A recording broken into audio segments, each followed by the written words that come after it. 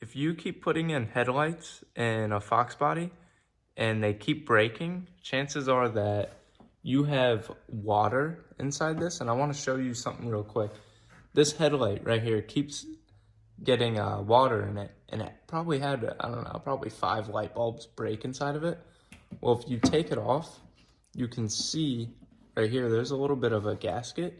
You can actually take these apart and take them apart, and you can see where the old gasket is right here. You can rip those off and grab some type of sealant and fill it in these lines and put it back.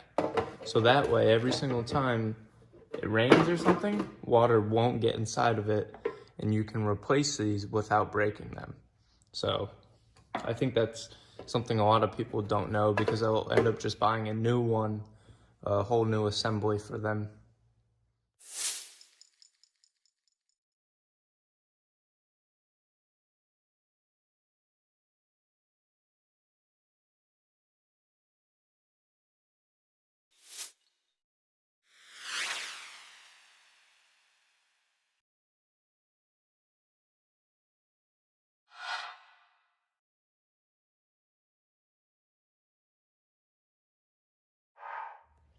So essentially what you'll need is a 9mm socket, 11mm socket, and a flex head ratchet. Now, the ratcheting wrench, actually it only helps, so if you do have one, I would grab one of those. So when you're removing one of the taillights off of these, there is actually more bolts than I thought.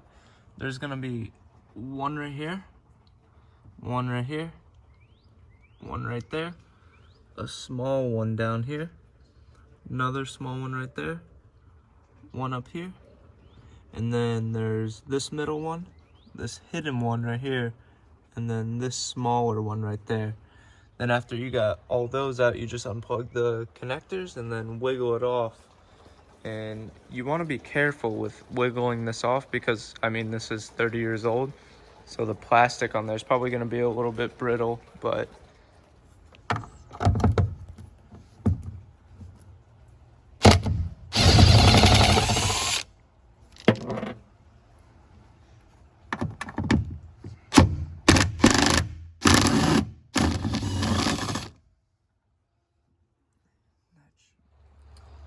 and here's where the ratcheting wrench comes into play. It makes it a lot easier.